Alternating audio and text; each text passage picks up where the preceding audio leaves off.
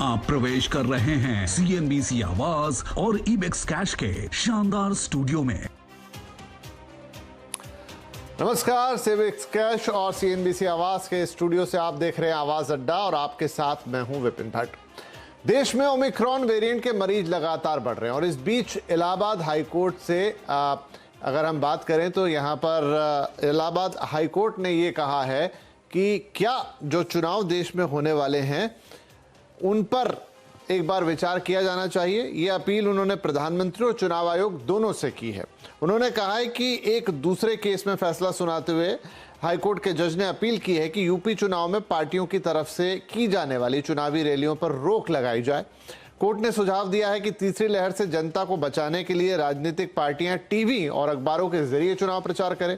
प्रधानमंत्री से अनुरोध करते हुए हाईकोर्ट जज ने कहा है कि वो पार्टियों की चुनावी सभा व रैलियों को रोकने के लिए कड़े कदम उठाएं। इसके अलावा प्रधानमंत्री चुनाव टालने पर भी विचार करें, क्योंकि जान है तो जहान है। कोर्ट ने कहा है कि अभी पिछली लहर में ही हमने देखा कि लाखों की संख्या में लोग कोरोना संक्रमित हुए और उन्होंने अपनी जान गंवाई।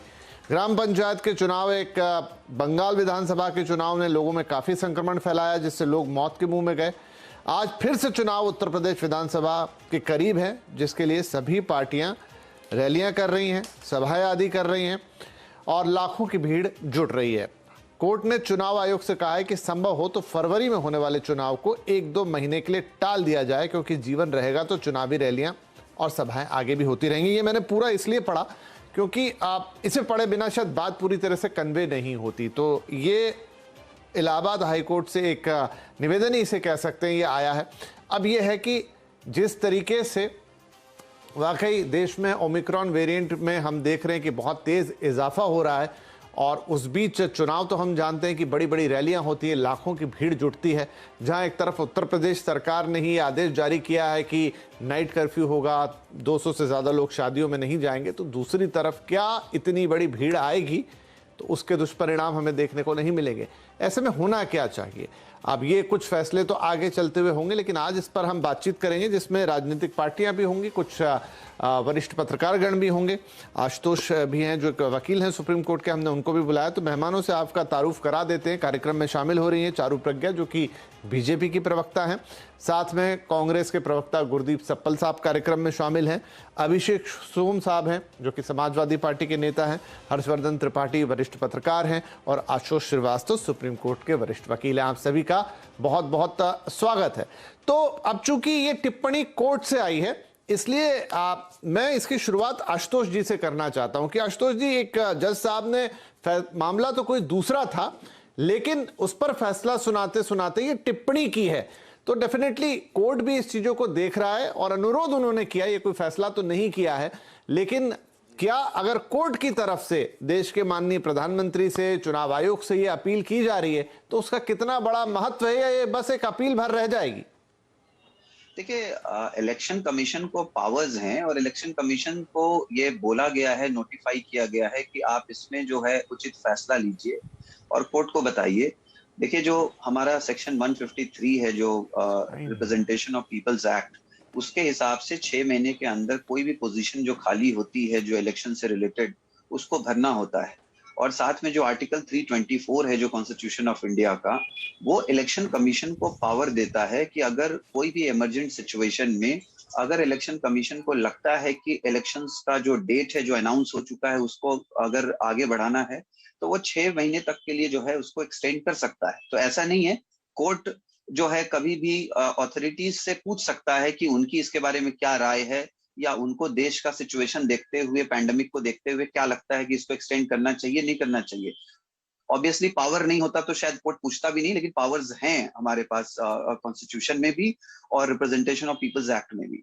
इसके अलावा जो है इवन सेंट्रल गवर्नमेंट को भी, जो हमारा आर्टिकल 172 है कॉन्स्टिट्यूशन ऑफ इंडिया का, उसमें भी पावर है सेंट्रल गवर्नमेंट को कि कोई भी ऐसा इमरजेंसी अगर कंट्री में क्रिएट होता है तो उस इमरजेंसी सिचुएशन में सेंट्रल गवर्नमेंट भी 1 साल तक के लिए जो है इलेक्शन को आगे कर सकता है उसको।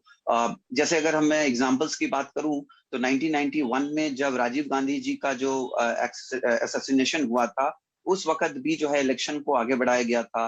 या रिसेंटली जो हमने देखा जम्मू एंड कश्मीर हो या पंजाब हो, आसाम हो, उसमें जब मिलिट्री फोर्सेस वगैरह जब हुए थे तो उस समय उस वक्त भी जो है इसको एक्सटेंड किया गया था। तो मुझे लगता है कि अब ये देखना होगा, चूंकि कोर्ट डायरेक्टली, देखिए हर एक कॉन्स्टिट्यूशन में हर एक जगह अपनी अपनी अथॉरिटीज है, जैसे इलेक्शन कमीशन भी एक अथॉरिटी है। तो ऐसा नहीं है कि कोर्ट सीधा फैसला उसमें सुना रहा है, कोर्ट उनको एक अपॉर्चुनिटी दे रहा है कि उनका इस मामले में क्या मानना है, उनका सर्वे क्या कहता है। और इसमें मुझे लगता है इलेक्शन कमीशन के जो अथॉरिटीज के जो लोग हैं उन्होंने भी यही कहा है कोर्ट से कि हम एक बार यूपी का पूरा सिचुएशन देख लेते हैं और ये देखते हुए हम एक जो भी है उसके अंदर एफिडेविट या हम हमारा रिकमेंडेशन जो भी है वो फाइल करेंगे। तो ये हर तरीके से ऐसा नहीं कि सिर्फ ये कहने की बात रह जाएगी।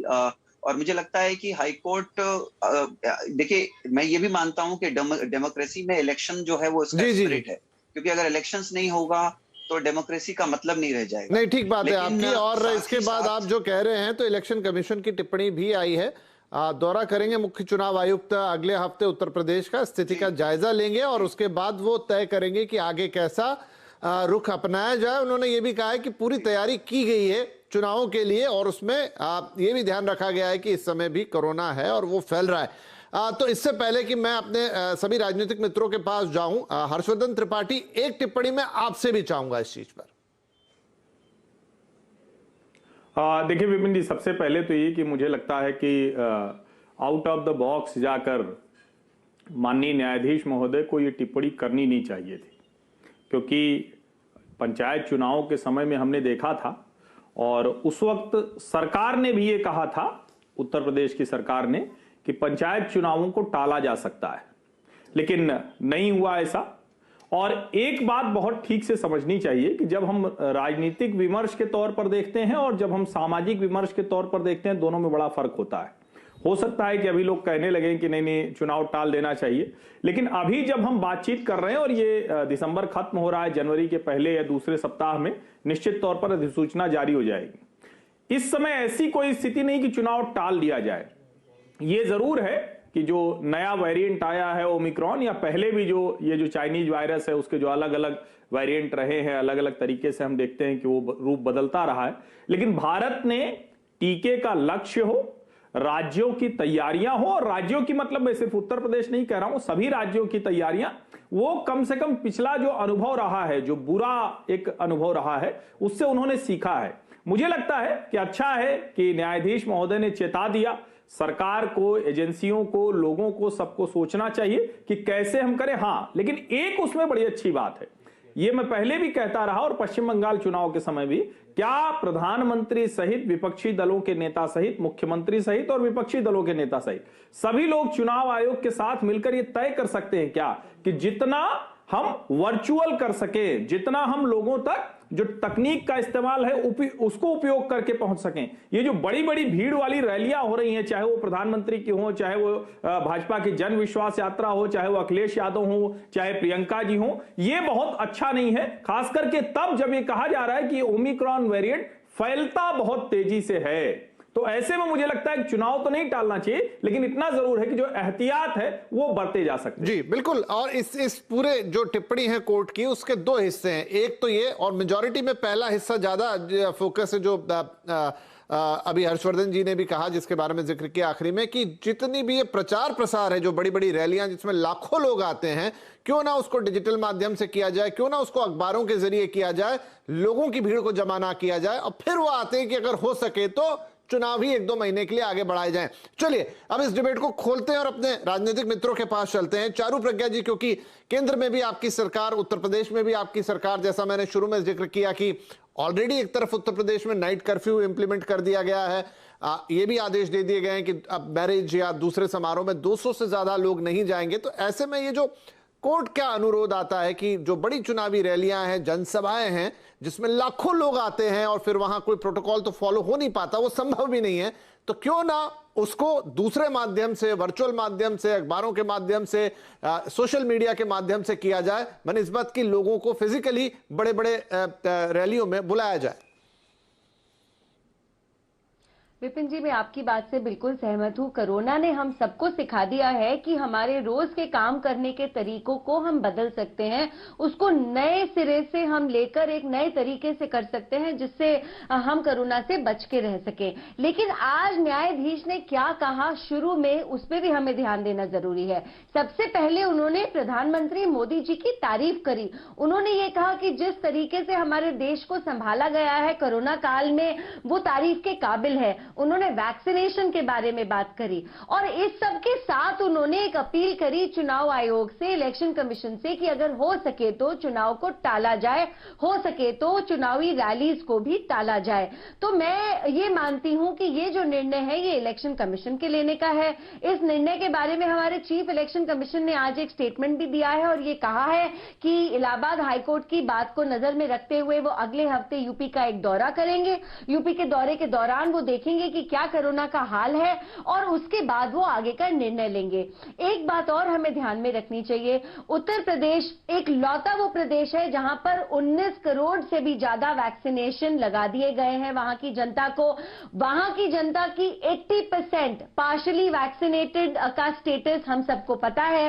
वहां पर वॉर फुटिंग पर काम चल रहा है कोरोना से बचने का। पिछले वेव में भी हमने देखा कि योगी जी की तारीफ WHO ने जिस तरीके से करी, उसका मतलब यह है कि सरकार अपनी जनता का बहुत अच्छे तरीके से ध्यान रख रही है। लेकिन अगर चुनाव आयोग को लगता है कि इन चुनाव को थोड़ी देर के लिए पोस्टपोन करना चाहिए, कुछ महीने आगे करना चाहिए, तो ये डिसीजन हर एक पॉलिटिकल पार्टी पर लागू होगा और भारतीय जनता पार्टी इस डिसीजन का हमेशा रिस्पेक्ट करते हुए जो भी ईसी का निर्णय है उसको मानेगी। जी, तो चारू जी, ये तो बहुत अच्छी बात है और आज चीफ इलेक्शन कमिश्नर बोले भी हैं कि वो उत्तर प्रदेश जाएंगे अगले हफ्ते और पूरी स्थिति का जायजा लेंगे और फिर अकॉर्डिंगली कोई निर्णय लिया जाएगा।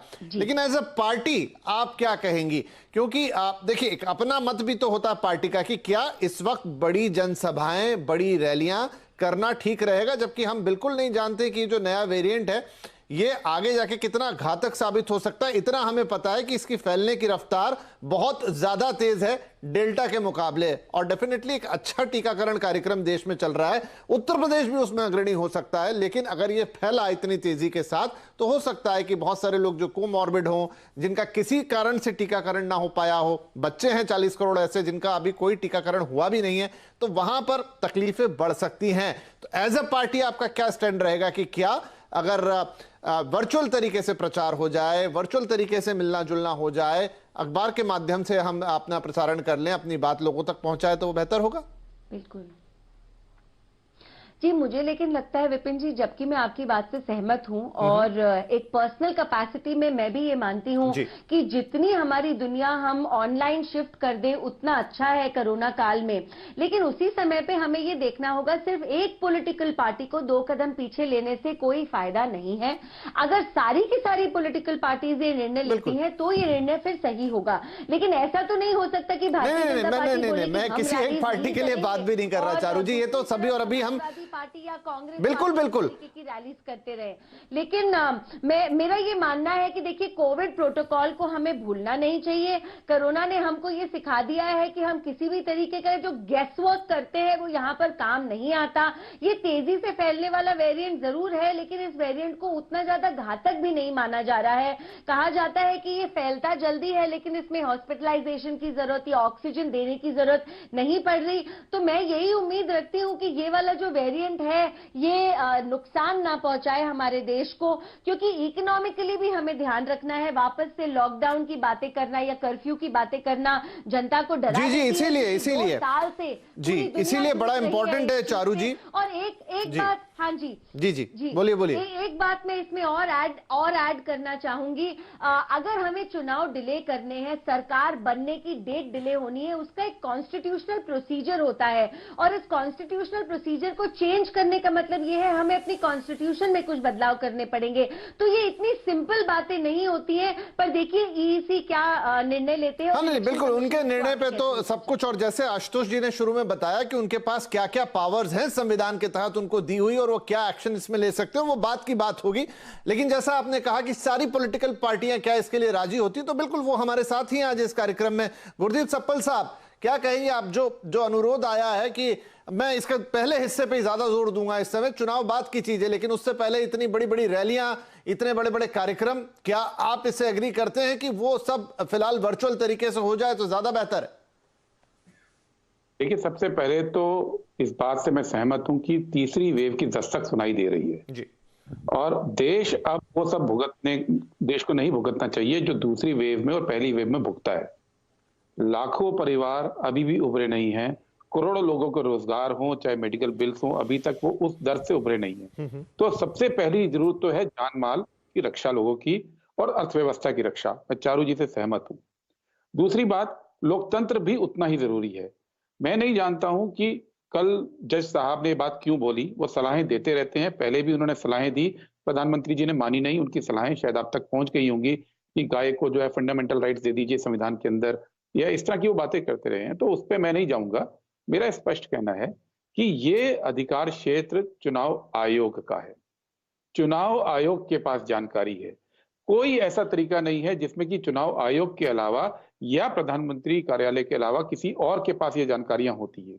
और ये जिम्मेदारी प्रधानमंत्री कार्यालय की प्रशासनिक लेवल पे और चुनाव को लेके चुनाव आयोग की है।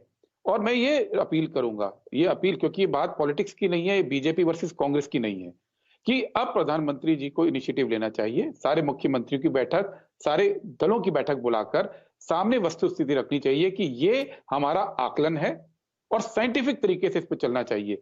अब हम ये नहीं रिस्क ले सकते कि जैसे पहले दौर में हुआ था कि अनसाइंटिफिक तरीकों से हमने कोशिश की थी इसको निपटाने की, कोरोना को फेस करने की। अब काफी सबक सबके सामने है, किसने तब क्या किया, क्या प्रधानमंत्री जी ने तरीके उठाए थे, क्या बाकी पार्टियों ने किया, सबके सामने है। मैं उस पर नहीं जाऊंगा, लेकिन ये जिम्मेदारी मैं जरूर मानूंगा कि इस वक्त ना सिर्फ प्रधानमंत्री बल्कि सारे मुख्यमंत्री, हम यूपी के संदर्भ में बात को सीमित ना करें, ये पूरे देश का मामला है, सारे मुख्यमंत्रियों की मीटिंग बुलाकर और सारी पार्टीज को बुलाकर सामने वस्तु स्थिति रखें और क्या होना है इस पर चर्चा करके आगे बढ़ें। ये आज की तारीख में जरूरी है। जी, तो मैं आपसे भी ये जानना चाहूंगा कि बिल्कुल चुनाव आयोग आगे क्या करता है या फिर एक सर्वदलीय बैठक होती है तो उसमें क्या होता है, लेकिन एज ए पार्टी आपका क्या स्टैंड है? अगर, क्योंकि ये चीज काफी प्रैक्टिकल लग रही है कि हमें नहीं पता कि ओमिक्रॉन आगे हमको कितनी तकलीफ में डालेगा, तो अगर हम चुनाव के लिए या प्रचार के लिए, माफ कीजिए, वहां पर वर्चुअल तरीके अपना लेते हैं, तो क्या आपकी पार्टी उस पर सहमत है कि हाँ ये एक तरीका अपनाया जा सकता है? बनती है तो क्यों नहीं? अगर सारी पार्टियां एक सर्वसम्मति से इस फैसले पर जाती है, देखिए पॉलिटिक्स के अंदर और खासतौर पर चुनाव के अंदर ये तो नहीं कोई पार्टी करेगी कि दूसरी पार्टी को क्लीन फील्ड दे दे कि हम तो रैली नहीं करेंगे और आप करते रहिए। ये जिम्मेदारी बीजेपी से पहले शुरू होगी और यही मैं कह रहा हूं कि सबसे चर्चा करनी चाहिए। इन जो भी विकल्प हैं उन पे बाकी पार्टियां क्यों नहीं राजी होगी? अगर लेवल प्लेइंग फील्ड इस देश के अंदर बनेगा तो। नहीं, लेवल प्लेइंग होगा, ऐसा बिल्कुल नहीं होगा कि बीजेपी तो प्रचार करेगी और आपको रोकेगी, ऐसा तो ना वो भी सोच रहे होंगे। सोम साहब, आपका क्या कहना है इस पर कि क्या फिलहाल के लिए जो भी कोर्ट की टिप्पणी आई है, वो कोर्ट से हम थोड़ा हट जाते हैं, लेकिन वो प्रासंगिक तो है, प्रैक्टिकल तो है, क्योंकि इस समय जो स्थिति हम देख रहे हैं, हमें भी नहीं पता कि यहां से हम किस तरफ बढ़ जाएंगे, आगे ये नया वेरिएंट कितना हमको नुकसान पहुंचा सकता है, नहीं पहुंचा सकता। जैसा चारू जी को कह रही थी, पूरा देश ये दुआएं करेगा कि भाई ये ठीक है, फैलता ज्यादा है लेकिन संक्रामक ज्यादा है, पर हो सकता है फैटेलिटी कम हो सकता है हमें ज्यादा हॉस्पिटल्स के हॉस्पिटलाइजेशन की जरूरत ना पड़े, लेकिन ये कोई कह नहीं सकता इस समय। ठीक है, आपका क्या मत है कि क्या अगर इस समय सभी राजनीतिक दल मिलकर फैसला करते हैं कि हम कम से कम भीड़ जुटा के, कम से कम लोगों को एक जगह इकट्ठा करके प्रचार को दूसरे माध्यमों से करने की कोशिश करें, तो उस पर आपकी पार्टी का क्या स्टैंड बनता है? देखिए विपिन जी, मुझे लगता है कि आज देश पूरा सामान्य स्थिति में है।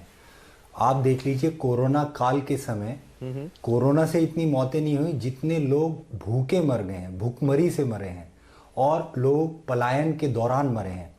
और रही बात इलाहाबाद उच्च न्यायालय की टिप्पणी की हम बात करें तो उनका सम्मान है, उच्च न्यायालय का सम्मान है और उनके निर्देश का अनुपालन होना भी चाहिए। तो सर्वप्रथम मैं देश के प्रधानमंत्री और भारतीय जनता पार्टी से कहूँगा और अनुरोध करता हूँ, हमारी बड़ी बहन हैं बैठी हुई हैं चारू प्रज्ञा जी, इनसे कहूँगा, अपील करता हूँ कि सर्वप्रथम भारतीय जनता पार्टी उत्तर प्रदेश के अंदर जितनी भी रैलियाँ हैं, उत्तराखंड में जितनी भी रैलियाँ कर रहे हैं, आने वाली जो रैलियाँ हैं उनको स्थगित करें और पहले वो ये कदम को देश के लिए, देश हित के लिए प्रधानमंत्री को और भारतीय जनता पार्टी को उठाना चाहिए। और देश के लिए सबसे महत्वपूर्ण अगर कोई है तो वो जनता है। और जब हम लोग आम नागरिक सुरक्षित रहेंगे तभी हो सकता है चुनाव की कोई इतनी, मैं समझता हूं स्वास्थ्य सबसे पहले है, चुनाव फिर भी हो सकते हैं, पर ये लोग इस तरह के कदम बिल्कुल भी नहीं उठाएंगे। आप देख लीजिएगा, ये अखिलेश यादव जी की बढ़ती हुई लोकप्रियता को देखकर, उनकी, हमारी पार्टी की जो रैलियों में जो जनता भीड़ उमड़कर आ रही है, उससे ये लोग घबरा गए हैं और डर, ये इतने भयभीत हो चुके हैं क्योंकि उत्तर प्रदेश की जनता ने भाजपा का सफाया सुनिश्चित कर दिया है। इसके बाद आप बोल दीजिए, ये इनकी हार सुनिश्चित हो चुकी है। तो मुझे लगता है कि एक्सपर्ट्स जो कहते हैं उनका भी सम्मान है और सभी को अनुपालन भी करना चाहिए। तो सबसे पहले अनुरोध करूंगा कि भारतीय जनता पार्टी अपनी जितनी भी उनकी रैलियां हैं आने वाले समय में उनको स्थगित करे। हम लोग भी तैयार हैं और जनता से बड़ा कोई नहीं है और जनता के हित के लिए ये कदम उठाना भी चाहिए। पर ये लोग इसको एक ओमिक्रॉन के नाम पर ये भय व्याप्त कर रहे हैं और जनता के अंदर डर पैदा कर रहे हैं, जिससे अफरा तफरी मचे और फिर लोग पलायन करने पर मजबूर हो जाए। फिर लोगों की, आप देख लीजिए, लोग रेलवे ट्रैक्स पर मर गए, कोई व्यवस्था नहीं, कोई संस्थान नहीं। मैं एक मिनट आपको रोक रहा हूं। सोम साहब, कौन भय पैदा कर रहा है? ये बात मैं नहीं समझ पाया। भय कौन पैदा कर रहा है? नहीं विपिन जी, इस बात से मैं बहुत ये I am taking a lot of offence in this. Samajwadi party का एकमात्र काम रहा है झूठ फैलाना जनता के बीच में। किस बात का डर फैलाया जा रहा है? वही सवाल पूछा है, वही सवाल पूछा है चारू जी उनसे। चारू जी, मैंने आपकी बात को बड़े गंभीरता से सुना है। हाँ, चारू जी मैं आपके पास आता हूं, पर मेरा भी सवाल सोम साहब से यही है कि ये बात कहां से आई और कौन डर फैला रहा है? आप साफ साफ बताइए ना। देखिए, जब संस्थान ही और एक पॉलिटिकल पार्टी के कार्यकर्ता के रूप में काम करने लगे तो जनता का विश्वास स्वतः ही उड़ जाता है। आज देख लीजिए उत्तर प्रदेश पुलिस का क्या हाल है।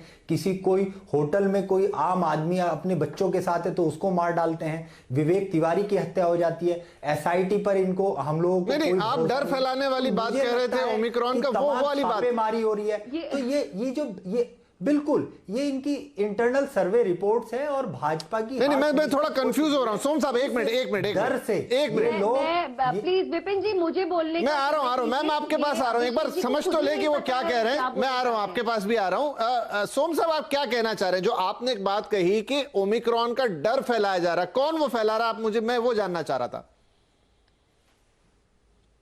देखिए, जब इनकी इंटरनल सर्वे रिपोर्ट्स इनको पता लग चुकी हैं और आंकड़े जनता के सामने खुद पूरा देश देख रहा है कि अखिलेश जी की रैलियों में लोग, जयंत चौधरी की रैलियों में तमाम लाखों की संख्या में भीड़ उमड़ रही है और जहां प्रधानमंत्री की रैलियां होती हैं, योगी आदित्यनाथ जी की रैलियां होती हैं, उसमें ये लोग मतलब पैसे और चंदे के बल पर वहां पे लोगों को इकट्ठा मुझे समझ नहीं, आप मेरी बात का जवाब नहीं दे पा रहे सर। आप मतलब आप ये कहना चाह रहे हैं कि ये डर गए हैं इसलिए भ्रम फैला रहे हैं कि ओमिक्रॉन फैल जाएगा तो रैलियां बंद कर दो। कोर्ट का सहारा लिया है। नहीं, चारू जी, ठीक है, चारू प्रज्ञा, फिर इन्होंने हाईकोर्ट का सहारा लिया है। जी धन्यवाद। देखिए, मैं एक मिनट, आपकी बात सबने सुन ली। अभिषेक जी एक मिनट रुक जाइए। अब आप रुक जाइए। अब आपका जो ये कंफ्यूजन है, जिस कंफ्यूजन में आप डूबे हुए हैं, उसको हम क्लियर करते हैं। पहली बात तो आप यहाँ पर बैठकर ये बता रहे हैं कि आप गर्व ले रहे हैं इस बात पर कि लाखों लोगों को आप एक जगह लाकर इकट्ठा कर रहे हैं, ठीक है। दूसरी ही बार में आप बोल रहे हैं इस बात से भारतीय जनता पार्टी को दिक्कत है, इसलिए भारतीय जनता पार्टी रैली ना करे, आप करते रहे। तीसरी बात, आप डर फैलाने की बात करते हैं। क्या आपको डेटा नहीं दिखाई देता? क्या आपको दुनिया नहीं दिखाई देती? क्या आपको वेव 1 और वेव 2 का इंपैक्ट नहीं दिखाई देता? ये वही लोग हैं जिन्होंने वैक्सीन तक को बीजेपी की वैक्सीन बोल दिया था।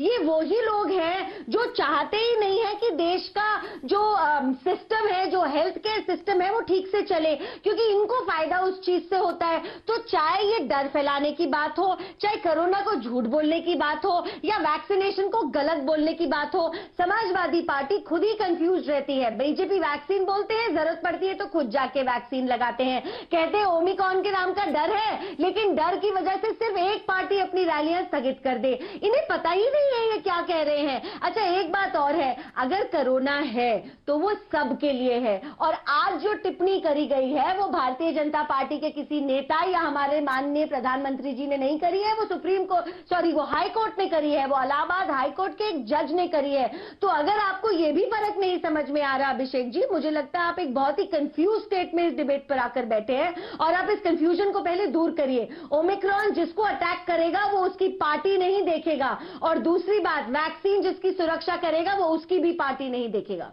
ठीक है, सप्पल साहब यहाँ कुछ कहना चाह रहे थे। हमने सर्वे की रिपोर्ट तो 2019 में भी देख ली थी, उसका नतीजा भी आपने देखा है। लगाना चाहिए था तो पश्चिम बंगाल में जब चुनाव चल रहे थे और देश महामारी से जूझ रहा था तब प्रतिबंध लगना चाहिए था, तब प्रधानमंत्री को पहल करनी चाहिए थी, सर्वोच्च न्यायालय को इस बात को संज्ञान में लेना चाहिए था। अब जब सब सामान्य स्थिति में है तो कहीं ना कहीं ये षड्यंत्र की बू आती है, और ये षड्यंत्र है, इसका खुलासा होना चाहिए। हम लोग सर्वोच्च न्यायालय की से भी अपील करेंगे, चुनाव निर्धारित समय पे होना चाहिए, और भारतीय जनता पार्टी के हाथ। मुझे थोड़ी आपकी बात कम समझ में आ रही है, लेकिन बहुत समय है, आपकी बात समझेंगे। सप्पल साहब कुछ कहना चाह रहे थे, उनकी बात सुन लेते हैं जी। नेतृत्व की सरकार चाहिए। मैं इस डिबेट को बिल्कुल टेक्निकल आधार पर रखना चाह रहा हूं जी। उसका कारण यह है कि कोरोना का थर्ड वेव की दस्तक सबको सुनाई दे रही है, सबको, और क्या हो सकता है उस पर बात होनी जरूरी है। बिल्कुल, क्योंकि चारू ने लगातार ये बोला, तारीफ और उसमें मैं नहीं जाऊंगा, क्योंकि जिस दिन जज साहब ने तारीफ की उसी दिन नमामि गंगा के चेयरमैन ने यह भी बोला कि गंगा जो है शवों का डंपिंग यार्ड बन गया था। तो ऐसा नहीं है कि तारीफ को चुनेंगे और आप बाकी चीजों को नहीं चुनेंगे। ये देश आपका है, जो लोग मारे गए थे वो भारत के नागरिक ही थे, वो इसी देश के नागरिक थे।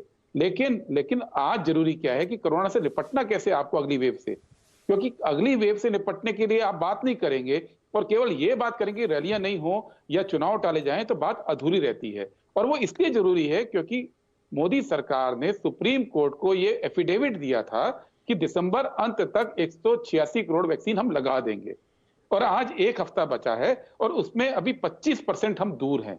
अभी 46 करोड़ वैक्सीन, अभी 140 करोड़ लगी है कुल मिला के वैक्सीन।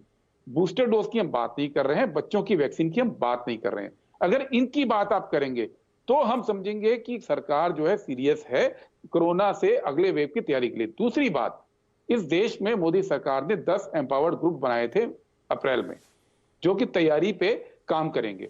अब हमारी डिमांड है कि उन एम्पावर्ड ग्रुप ने क्या काम किया है वो सभी मुख्यमंत्रियों के साथ साझा किया जाए, ताकि सारे मुख्यमंत्री और केंद्र सरकार मिलकर इस मुसीबत से मुकाबले की तैयारी अब शुरू करें। क्योंकि जब वेव आती है तो कितनी तीव्रता से आती है ये हम सब देख चुके हैं। और चारू जी ये मत बोलिए कि लाखों लोग रैली लाने पे कोई गर्व कर रहा है। गर्व तो प्रधानमंत्री जी ने किया था उस दिन 17 अप्रैल को, जब कुंभ को उन्होंने कॉल ऑफ कराया था बात करके, और सेम डे वर्धमान में रैली करके बोला था जहां तक नजर जाती है लोग ही लोग हैं। तो गर्व करने वाली बात पे मैं नहीं आना चाहता हूं। मेरा ये रिक्वेस्ट है कि जो वैक्सीनेशन में अभी कमियां हैं, बूस्टर डोज शुरू कीजिए, बच्चों की वैक्सीन शुरू कीजिए, और जो वैक्सीनेशन प्रोग्राम जो आपकी सरकार ने खुद बनाया था, आप उससे बहुत पीछे हैं, बहुत पीछे हैं, 25% पीछे हैं। जो हो गया वो मत बताइए, जो नहीं हुआ वो टारगेट बहुत बड़ा है, उस पे आप बात कीजिए। जी चारू जी क्विकली आंसर कर दीजिए, फिर मुझे हर्षवर्धन जी के पास जाना है, क्योंकि अभी ठीक है, ये सारी बातें आपकी अपनी जगह सही है, लेकिन फिर भी आज का मुद्दा है कि इस चुनाव के लिए क्या करें, क्योंकि ओमिक्रॉन सिर पर है। चारू जी क्विकली, क्योंकि आप तैयारी से हाँ अलग जी, करके तो पहले तो मैं ये बोलना चाहती हूँ कि जो विपक्षी सारे के सारे प्रवक्ता होते हैं उनको पहले दिन से लेकर आज तक हमेशा सिस्टम में कुछ ना कुछ कमी खोजने की ही लगन लगी रहती है। पहले बोलते थे वैक्सीन नहीं है, उसके बाद वैक्सीन आ गई तो ये वैक्सीन फेंकने लगे। इनके खुद के प्रदेशों में, अब सांबला जी खुद जानते हैं किस तरीके से राजस्थान में, पंजाब में बर्बादी हुई है, छत्तीसगढ़ में, झारखंड में बर्बादी हुई है। तो उन सब बातों पर ये नहीं जाते। देखिए वैक्सीन सबके लिए उतनी ही अवेलेबल है। ऐसा क्यों है कि उत्तर प्रदेश प्रदेश में घर घर जाकर वैक्सीन लगा दी जाती है और आपके प्रदेशों में आज भी अगर लोग सड़क पर बैठे हैं उनका ख्याल आप लोग नहीं रख पा रहे। आप ये जानते हैं पंजाब में क्या हाल है, चुनाव तो सर पे पंजाब में भी है ना, तो चुनाव में क्यों नहीं आप ख्याल रख पा रहे? बहुत आसान है मोदी जी से उम्मीद रखना और रखनी भी चाहिए। मोदी जी जीतकर भी इसलिए आते हैं क्योंकि जनता को उम्मीद ही केवल उनसे है और किसी से है नहीं, लेकिन उस उम्मीद के साथ साथ आपको अपने घर में भी झांक कर देख लेना चाहिए। चलिए ठीक है, मैं ये जवाब जरूरी है जी, मैं रुकिए 2 मिनट रुकिए, मैं आता हूं, आपके साथ भी आता हूं। सर काफी समय है, मुझे 2 मिनट हर्षवर्धन जी के पास जाने दीजिए, फिर वरना हम क्या इस राजनीतिक तू में उलझ जाते हैं। हर्षवर्धन जी मुझे बताइए, जो आपने पहले भी एक बात कही, 1 मिनट सर, सफल साहब आ रहा हूं आपके पास भी, अब अभी समय है हमारे पास, वरना फिर क्या है ना वो टू एंड फ्रो में चली जाती है डिबेट। हर्षवर्धन जी आपने शुरू में भी कहा कि आपने पहले भी ये बात रखी थी और आप भी मानते हैं, तो क्या चुनावों में, क्योंकि हम एक बहुत ही अलग काल से गुजर रहे हैं, बहुत ही अनप्रेसिडेंटेड टाइम है और इसमें भी हमें पता नहीं है कि कब कौन सी चीज आ जाती है, तो क्या अगर चुनाव वर्चुअल तरीके से, मेरा मतलब है कि प्रसार, चुनाव का प्रचार प्रसार, कनेक्शन, ये तमाम चीजें जरूरत पड़ने पर वर्चुअली की जाए, तो क्या राजनीतिक पार्टियों को इसमें वो कनेक्ट बनाने में मुश्किल होती है, या जिस तरीके का एक जो कनेक्ट उनको लगता है कि हम रैलियों के थ्रू बना पाते हैं, या उससे जो मैसेज जाता है या जो कनेक्शन मिलता है, आपको लगता है कि वर्चुअल तरीकों में कुछ कमी आ जाएगी उससे, और पार्टियां उसको शायद उतनी प्राथमिकता में नहीं लेंगी कि नहीं भाई ये तरीका तो नहीं है, इससे तो हमारा नुकसान हो जाएगा? देखिए विपिन जी, निश्चित तौर पर जब हम कोई रैली होते हुए देखते हैं, उसमें कोई नेता किसी भी पार्टी का सामने खड़ा होता है, वो जब बातचीत करता है तो उस कनेक्ट का, उस जुड़ाव का और उस जुड़ाव के साथ जो प्रभाव दिखता है उसका तो विकल्प नहीं हो सकता है। और कभी भी तकनीक जो है वो पूरी तरह से हमारे आमने सामने की बातचीत, मिलने जुलने को नहीं रिप्लेस कर सकती है। लेकिन हाँ, ये जरूर है कि जब हम कहते हैं कि किस समय में हम ये बात कर रहे हैं, तो उस समय को जरूर ध्यान में रखना चाहिए। एक बात मैं जरूर कहूंगा, देखिए चूंकि अब इलाहाबाद उच्च न्यायालय के माननीय न्यायाधीश ने सलाह दी, तो मैं फिर से कह रहा हूं कि उनको ये सलाह अभी देना नहीं चाहिए था। कई बार आप इतनी चीजें हो रही हैं और उन पे किसी पर आपकी टिप्पणी नहीं आती है, अचानक इस पर टिप्पणी करना, ये मेरे लिहाज से बहुत कोई समझ में नहीं आया, क्योंकि चुनाव आयोग की अपनी भूमिका है, एक बाकायदा संविधान ने उसे ताकत दी है, चुनाव आयोग बड़ा ताकतवर हमारे यहाँ है, और वो चुनाव आयोग लगातार ये जो 5 राज्य हैं, उन 5 राज्यों में उनकी टीम जा रही है, वो जो सिचुएशन है, जो ग्राउंड पे स्थितियां हैं उसको देख रहे हैं। अब उत्तर प्रदेश की अगर हम बात करें तो 6 नए मामले आए हैं कुल, अगर हम 24 घंटे की बात करें तो कुल 6 नए मामले हैं, 125 के आसपास कुल। अब दूसरा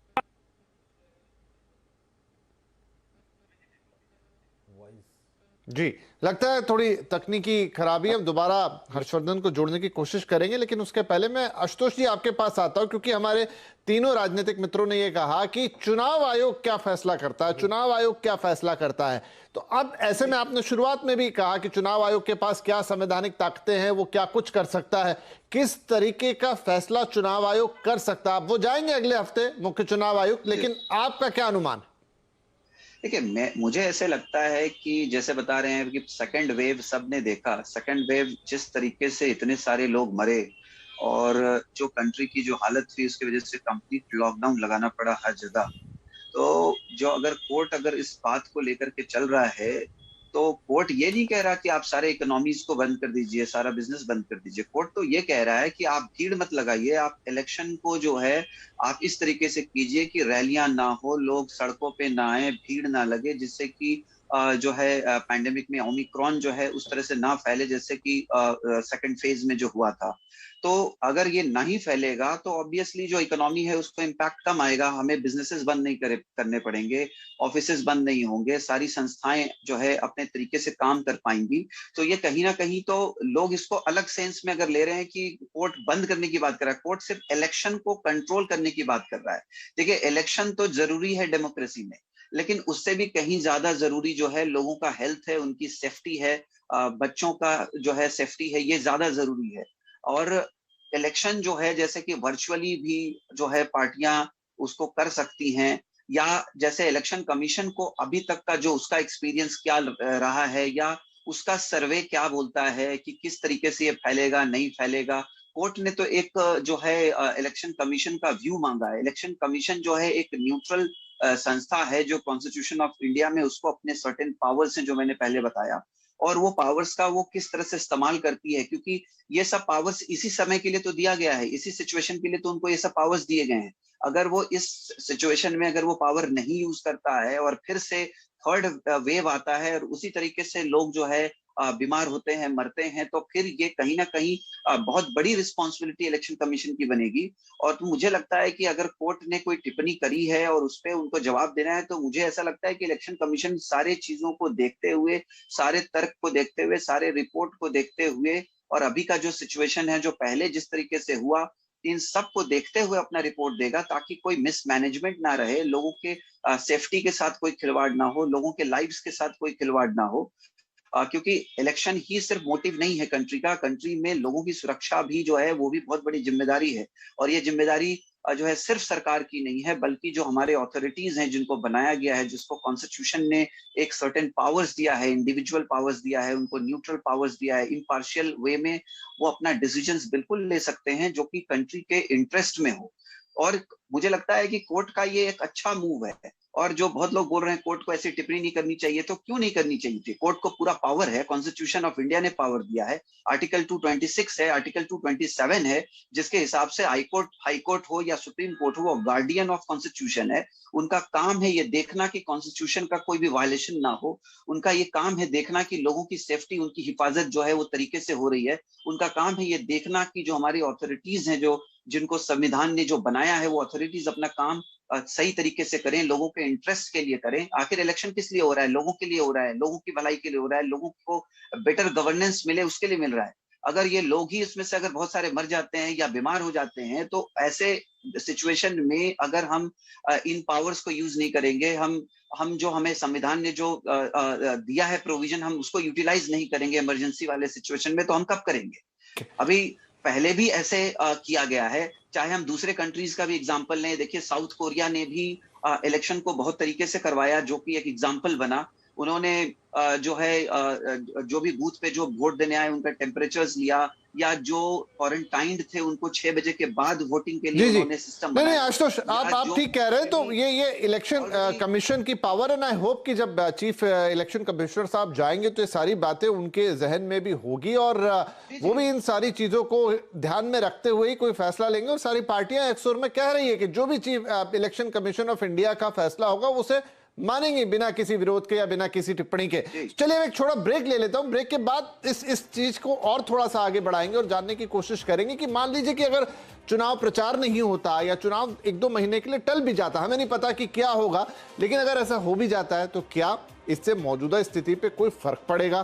क्या इससे राजनीतिक पार्टियों को कोई नफा नुकसान दिखेगा, या कुल मिला के जनता के पक्ष में ये किस तरीके से जाएगा? और क्या 2 महीने बाद भी परिस्थितियां ऐसी होंगी कि हम ये बात कर पा रहे होंगे कि कराना है कि नहीं कराना है?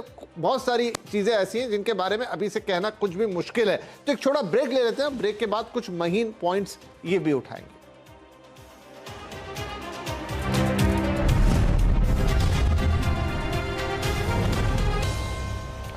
वेलकम बैक, आप देख रहे हैं आवाज अड्डा, और आज हम बात कर रहे हैं कि उत्तर प्रदेश में इलाहाबाद हाई कोर्ट की एक टिप्पणी आई है जिसमें कहा गया है कि कोरोना का मौजूदा स्थिति देखते हुए, ओमिक्रॉन का संक्रमण देखते हुए, क्या ऐसा नहीं हो सकता कि राजनीतिक पार्टियां वर्चुअल रैलियां शुरू कर दें या वर्चुअल चुनाव प्रचार करें, ताकि बड़ी बड़ी रैलियों की जरूरत ना पड़े जिसमें लाखों की भीड़ जुटती है। और साथ में यह भी कि क्या चुनाव को आगे 1-2 महीने के लिए टाला जा सकता है, क्योंकि जान है तो जहान है। अब उसी पर हम राजनीतिक पार्टियों का रुख जानना चाह रहे हैं। आगे क्या होगा ये तो चुनाव आयोग निर्णय लेगा, लेकिन फिलहाल पार्टियां क्या सोचती हैं और इसके क्या इंपैक्ट होंगे, उस पर बातचीत जारी है। चारू जी, एक सवाल मेरे मन में वो ये कि मान लीजिए चुनाव आयोग का जो भी निर्णय आए, हो सकता है उनको सिचुएशन का असेसमेंट करके लगे कि हाँ हम चुनाव करा सकते हैं, लेकिन आगे कोई नहीं जानता कि स्थिति कैसी बनेगी। मान लीजिए, फर्ज कीजिए कि स्थिति अच्छी ना रहे, संक्रमण उसके बाद तेजी से फैले, उसके बाद लोग बीमार भी पड़े, तो क्या उत्तर प्रदेश एज ए प्रदेश या केंद्र उस स्थिति को संभालने के लिए तैयार है?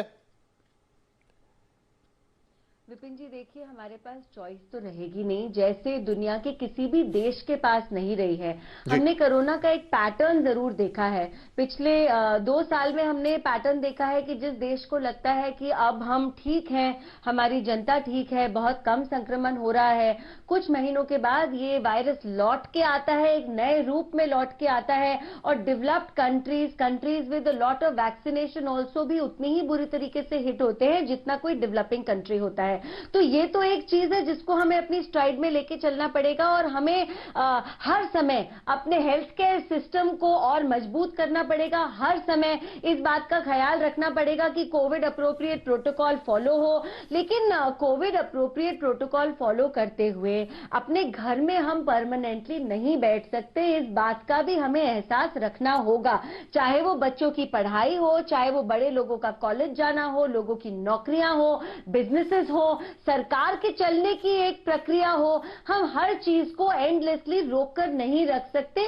और इस चीज को समझते हुए अगर हम एक सही तरीके से चुनाव करें, वो मुझे लगता है एक बेहतर निर्णय रहेगा। लेकिन जैसा मैंने कहा कि चुनाव आयोग जो निर्णय लेगा वो सोच समझ के लेगा, वो ये देखकर लेगा कि आगे आने वाले समय में उनको क्या लग रहा है, कोरोना किस तरफ जाएगा, क्या इस समय चुनाव करना बेहतर है, या फिर ये भी तो हो सकता है ना, अगर आप 6 महीने के लिए भी अगर चुनाव टाल दें, 6 महीने के बाद कोई वेव आ जाए, तब हम उसको किस तरीके से डील करेंगे, किस तरीके से हम उसको संभालेंगे।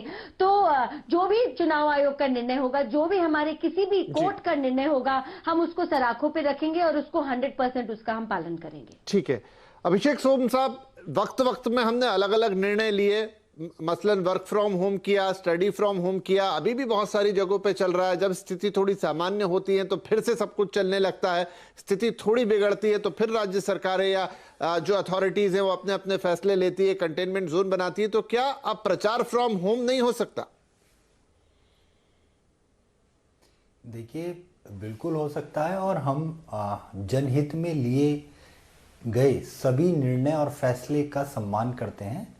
जनता सबसे पहले, जनता की सुरक्षा का सवाल है, और जनता के हित के लिए जितने भी निर्णय लिए जाएंगे, चाहे वो इलेक्शन कमीशन ले, सर्वोच्च न्यायालय ले, उच्च न्यायालय ले, उनको गंभीरता से लेना चाहिए। और मैं तो उच्च न्यायालय ने जो टिप्पणी करी है उस पे ही ये कहना चाहूँगा कि माननीय प्रधानमंत्री जी कि जितने भी आपके आगामी कार्यक्रम हैं उनको स्थगित कर दें। और मुझे लगता है इससे ज़्यादा जनता के लिए विश्वास जीतने के लिए इससे बड़ा कोई और मौका नहीं हो सकता है। सबसे पहले जनता सुरक्षित रहनी चाहिए, हम लोग सुरक्षित रहने चाहिए, तमाम लोग। आज देख लीजिए, पर इसको राजनीतिकरण करना, इस मुद्दे का राजनीतिकरण करना वो गलत है। ओमिक्रॉन के नाम पे जनता को में भ्रम पैदा करना वो बिल्कुल सरासर गलत है, उसका राजनीतिकरण नहीं होना चाहिए। आप देख लीजिए, पश्चिम बंगाल में जब चुनाव चल रहे थे, जनता, लोग मर रहे थे, लोगों को ऑक्सीजन नहीं थी, वैक्सीनेशन नहीं था, कोई हॉस्पिटलिटी नहीं थी, तब इन लोगों ने अपनी किसी भी रैली को स्थगित नहीं किया। मुझे लगता है इससे बड़ा दुर्भाग्यपूर्ण और कुछ नहीं हो सकता है। अब सब चीजें जब सामान्य स्थिति में हैं, देश अब सामान्य स्थिति से गुजर रहा है, मजदूर अपनी मजदूरी कर रहा है, किसान अपने खेतों में काम कर रहा है, और आम परिवार जो अपनी गुजर बसर कर रहे हैं, तो फिर इस तरह का भ्रम पैदा करना, ये इनके संस्थान फेल हो चुके हैं। तो ये तो मैं दो बातें यहाँ पे फिर ओमिक्रॉन का डर कि टेक्निकली जो मुझे फैक्चुअली लगती हैं कि जब पश्चिम बंगाल के चुनाव हुए उस समय लोग नहीं मर रहे थे, उसके बाद वो वेव आई, भले ही इसी वजह से आई होगी कि लोग निकले, रैलियां की, वो एक अलग बात है, लेकिन उस समय नहीं। और दूसरा, अभी आप जो कह रहे हैं कि भ्रम फैला रहे हैं, अगर इस समय हम तो रोज शो करते हैं टीवी पे बैठ के कि आप घर से ना निकलिए या ये मत कीजिए, hand sanitisation, mask, social distancing, आप अभी नहीं चेताएंगे तो बाद में जब फैल जाएगा तब चेताने का क्या मतलब है? तो वो बात मुझे थोड़ी कम समझ में आई यहाँ पर कि ऐसा क्योंकि आपको लग रहा है कि भ्रम फैलाया जा रहा है। लेकिन हाँ, आपने अभी कहा कि प्रधानमंत्री अपनी सारी रैलियां वर्चुअल करें, हम उम्मीद करें कि अखिलेश जी भी अपनी सारी रैलियां यहाँ से वर्चुअल करेंगे और डिजिटल माध्यम है, जो भी दूसरा माध्यम है, उसी के थ्रू अपना चुनाव प्रचार प्रसार करेंगे। देखिए विपिन जी, बिल्कुल जनता के हित में लिए गए सभी फैसलों का सभी सर्वदलीयों को सम्मान करना चाहिए, सभी राजनीतिक पार्टियों को। नहीं, मैं तो आपका मत पूछ रहा हूं सर। आप भी तो जनता की भलाई चाहते हैं, कोई और गलत करेगा तो आप तो गलत नहीं करेंगे, मैं आपसे पूछ रहा हूं। बिल्कुल बिल्कुल हम प्रयास करेंगे, हम बिल्कुल प्रयास करेंगे जनता के हित के लिए। हम सारी जितनी भी रैलियां हैं कोशिश करेंगे। पहले प्रधानमंत्री इसकी शुरुआत तो करें। नहीं मैं वो उनको छोड़ दीजिए सर, आप भी तो जनता की हिमायती है ना, आप ले लीजिए वो कदम। प्रधानमंत्री जी को इतना फॉलो करते हैं, मुझे सुनकर खुशी हुई। अब मुझे भी बोलने दीजिएगा। हाँ सफल साहब आ रहे हैं, आपके पास भी है। उनको देखकर चलते हमारे देश के प्रधानमंत्री हैं, लेकिन मुझे आपकी एक बात बार बार गलत लग रही है। आप जो बोल रहे हैं हल्के में कोरोना को ले रहे हैं, ये बहुत गलत बात है। और अभी आप जिस तरीके से एक भ्रम सा फैला रहे हैं, नेशनल टेलीविजन पर बैठकर बोल रहे हैं कि कोरोना नहीं है, इसको मैं मानती हूं आपको वापस ले लेना चाहिए। क्योंकि अगर आपने सफर नहीं किया पिछले वेव में तो ये आपकी अच्छी किस्मत है, लेकिन शायद अगर आपने जमीन पे काम किया होता पिछली वेव में, आपको पता होता कि कोरोना जैसी चीज को हल्के में नहीं लेना चाहिए। दिन रात हमने जमीन पे काम किया है, हमें पता है ये कितनी बड़ी बात है। तो जो आप बार बार बोल रहे हैं ना कि आज सामान्य स्थिति है, स्थिति कोई सामान्य नहीं है, और सामान्य स्थिति को भी बदलते हुए समय नहीं लगता, अपना ख्याल रखना चाहिए। और दूसरी बात, प्रधानमंत्री जी को आप एडवाइस दे रहे हैं, बहुत अच्छी बात है, बहुत बहुत धन्यवाद आपका। लेकिन पहले आप अपने नेता को एडवाइस दीजिए, पहले अपनी पार्टी में एडवाइस दीजिए, उसके बाद प्रधानमंत्री तक जाइएगा। क्योंकि मुझे पता है इतना कोई प्रेम नहीं है आपका मोदी। नहीं सर, मिलेगा मिलेगा। सप्पल साहब आ रहा हूं। छोड़कर भारतीय जनता पार्टी ज्वाइन कर ली होते। जी ठीक है सप्पल साहब, इन बातों को इनको वापस लेना चाहिए विपिन जी। जो ये बार बार सामान्य स्थिति बोल रहे हैं। जी जी आप यहाँ पर बोल रहे हैं। नहीं मैंने उनको बोला चारू जी। चलिए सप्पल साहब, क्योंकि मेरे पास समय बहुत कम रह गया है। सप्पल साहब। हाँ, क्योंकि मैं तब से वेट कर रहा था। जी बिल्कुल, बोलिए। पहले जवाब दूं। चारू जी, आप लगातार झूठ बुलाते हैं कुछ इशू को लेकर, इसलिए मुझे जवाब देना जरूरी है। आपने कहा कि राजस्थान में वेस्टेज हुई, ये लगातार झूठ आप फैलाना बंद कीजिए। 23 जुलाई को हमने लोकसभा में प्रश्न पूछवाया था और आप ही के हेल्थ मिनिस्टर ने कहा था कि 0 वेस्टेज हुई है राजस्थान में, 0। राष्ट्रीय स्तर पे 6% थी, राजस्थान में 0। दूसरी बात कि ये जो झूठी रिपोर्ट कुछ दिन पहले आई थी कि ऑपोजिशन रूल्ड स्टेट में कम वैक्सीनेशन हो रहा है, सच्चाई ये है कि छत्तीसगढ़, महाराष्ट्र, पंजाब, राजस्थान का जो वैक्सीनेशन रेट है वो 87 से 92% हो चुका है और यूपी अभी आज 80% पहुंचा है।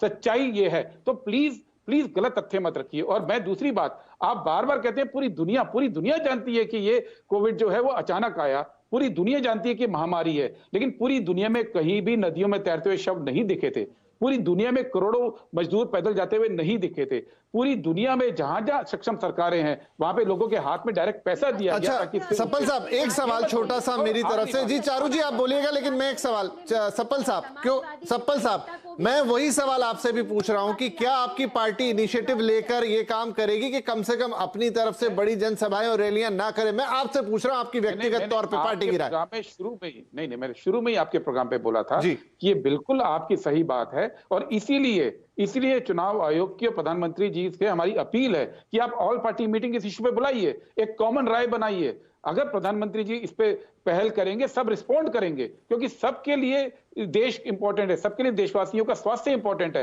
कोई क्यों नहीं करेगा। लेकिन ये अपने आप नहीं होने वाला है। जो प्रधानमंत्री हैं या इलेक्शन कमीशन, ये उनके ऊपर हम छोड़ते हैं। मैं आपकी बात समझ गया सर, पर मैं ये चाहता हूं कि एक मौलिक चीज भी तो होती है। ठीक है, वो जो निर्णय होगा। नहीं, ऐसा नहीं होता है। देखिए, कोई भी पार्टी ये नहीं करेगी कि वो कल अपना कैंपेन करके बंद बैठ जाए और फिर बीजेपी की मैं आपको कैंपेन बंद करने का भी नहीं कह रहा हूं, पर एक नहीं होगा। देखिए प्रैक्टिकल बात कीजिए। नहीं, प्रैक्टिकल बात क्या है? जी मैं प्रैक्टिकली बात कर रहा हूं। मैं आपकी राय जानना चाह रहा हूं कि क्या ये आप करेंगे? ठीक है, आप सर्वदलीय बैठक कीजिएगा, लेकिन क्या आप इस पर सैद्धांतिक रूप से सहमत हैं? बिल्कुल सहमत है जी, बस यही मैं ये नहीं कह रहा हूं कि आप प्रचार बंद कर दें और बाकी लोग करें। नहीं, ऐसा बिल्कुल नहीं। यही बात मैं कह रहा हूं कि हम पीएम को और इलेक्शन कमीशन को यही प्रस्ताव देना चाहते हैं कि ये मिल बैठ के सब एक मत पे आ जाएं, क्योंकि बड़ी बड़ी रैलियों से कोरोना फैलने का खतरा ज्यादा बड़ा है। इसलिए सबको अपना मिलकर एक कॉमन। जी ठीक है, चलिए। तो यहाँ पर ये सारी की सारी चीजें अब राजनीतिक दलों पर और देश के चुनाव आयोग पर ही छूटेगी। आप जो भी टिप्पणी आई कोर्ट से, या आमजन भी यही सोचता है कि इस समय तो इतना ज्यादा ओमिक्रॉन का भय है। और देखिए, हम नहीं जानते कि यहां से आज हमारे बीच में शायद नंबर 300, 350, कल को 1000 भी हो जाए, लेकिन एक्चुअल नंबर यहाँ रिपोर्ट आने में लंबा वक्त लगता है। कितना भयावह, तमाम बातें मैं शुरू में बोल चुका हूं। इसका तो यही हो सकता है कि आप जितनी एहतियात बरतेंगे उतना अच्छा है। अभी आप लोगों पर, यानी पॉलिटिकल पार्टीज पर, देश के चुनाव आयोग पर, उन पर निर्भर करता है कि आप लोग यहां से इस चीज को कैसे लेके आगे बढ़ते हैं। जनता की सुरक्षा भी उतनी ही इंपॉर्टेंट है, देश के बाकी काम और प्रजातंत्र की बाकी चीजें भी उतनी ही इंपॉर्टेंट है। इन दोनों का बैलेंस बनाने की ही हमारी कोशिश है और हम उम्मीद भी जनता के तौर पे यही करते हैं कि इसी तरह के जो हमारे या तो पॉलिटिकल पार्टीज हैं या हमारा जो पूरा तंत्र है वो भी इसी तरीके से आगे बढ़ेगा। बहरहाल आप सभी की इस कार्यक्रम में शामिल होने के लिए बहुत धन्यवाद और अगले हफ्ते नजर रहेगी कि चुनाव आयोग जब वहां जाकर स्थिति का जायजा लेगा तो वो इससे क्या निर्णय निकालते हैं। आज के कार्यक्रम में इतना ही, इजाजत देंगे, नमस्कार।